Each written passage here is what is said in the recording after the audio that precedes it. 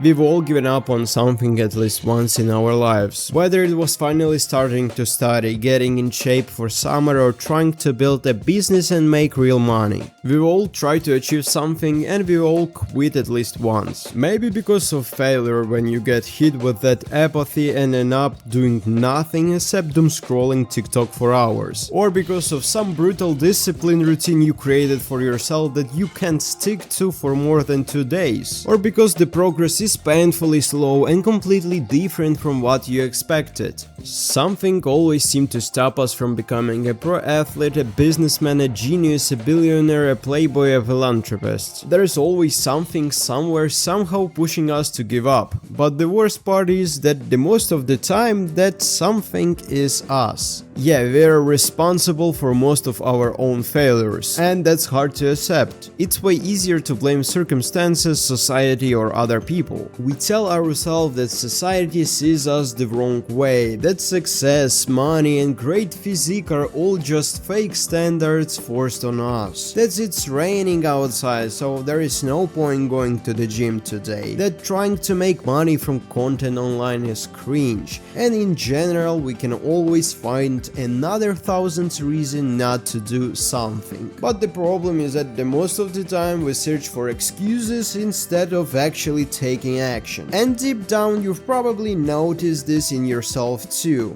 I'm too fat to go to the gym. I'm not starting my own business because what if I fail? I'm not posting content online because people will judge me. And the funny part is, thoughts like this don't actually protect us, they're just a way to run from possibility of failure. Maybe all of this sounds way too cliche, but the problem is that the most cliche things are usually the things people ignore the most. People want the result, but they don't want the path. Everybody wants a strong, healthy body, success, confidence, a lot of money, but almost nobody wants years of repetition, pain, failure, brutal discipline, and sacrifice in general. People fall in love with the result without ever thinking about what someone had to go through to achieve it. They see the final picture, but they don't see the years of mistakes, failures, and moments when the person wanted to quit everything. And that's exactly what often makes people give up, because they are not ready to work, sacrifice, and suffer for the things they dream about.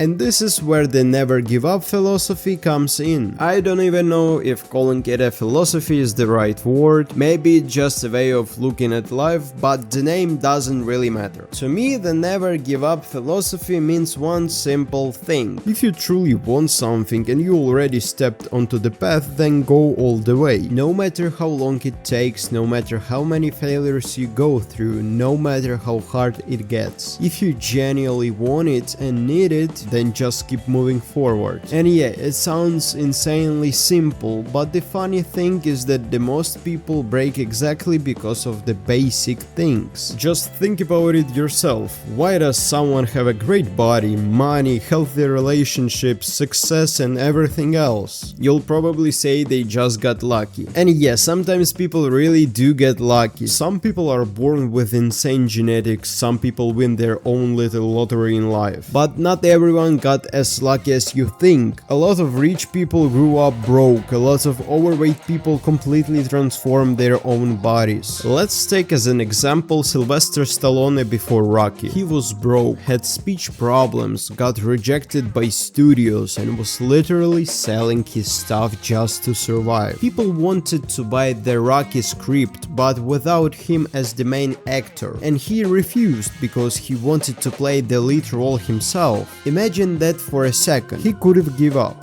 and just taken the money, but instead he kept standing his ground. And in the end, Rocky became legendary. The movie about not giving up was created by a man who refused to give up himself. Or let's take J.K. Rowling. Before Harry Potter and the Philosopher's Stone, she lived in poverty, was a single mother, got rejected by multiple publishers, and almost nobody believed in her books. And now almost everywhere in the world someone has heard about the boy with the scar, and many others who escaped poverty and became successful because they refused to give up. And all of these people went through the same things: failure, years of work, self-doubt, and the urge to quit. But the difference is that some people give up while others keep going until the end, no matter the obstacles or circumstances. Another important thing is failure. Everyone who has ever tried to do something meaningful has failed at some point, and failure will almost always follow you in any path you choose. A person who never made a mistake never tried anything new. Albert Einstein. There are so many examples in today's world of successful people who once lived in poverty and had absolutely nothing. Then you start to realize it's not over for you yet. Honestly, I don't even see the point in starting something if you're ready to quit the moment things get hard. Because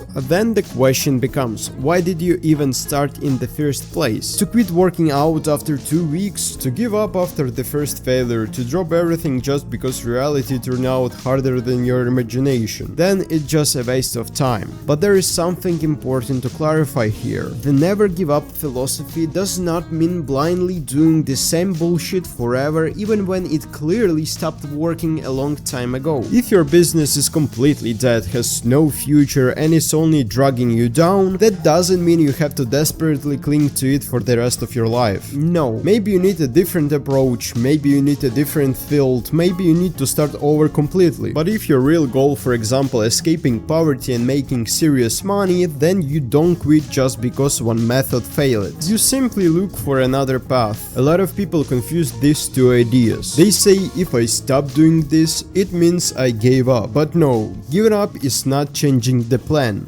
Giving up is abandoning the goal itself. Never give up is basically the core of so many characters we all know. Personally, I grew up watching Naruto, an anime about a loser, the weakest and worst student in the academy who still refused to give up on his dream of becoming the strongest ninja. Or The Lord of the Rings, where the weakest and most harmless creature, the hobbits, ended up carrying the fate of the Middle Earth on their backs. And there are dozens, maybe even hundreds of characters like that who left a mark on my childhood brain. And at some point I made a decision for myself. If I truly want to achieve something, then I'm going to keep moving toward the goal for as long as it takes, no matter how hard it gets. And even if I fail in the end, at least I'll know that I did everything I possibly could. Not giving up is not a guarantee of victory, but it's the only chance you have of ever reaching it.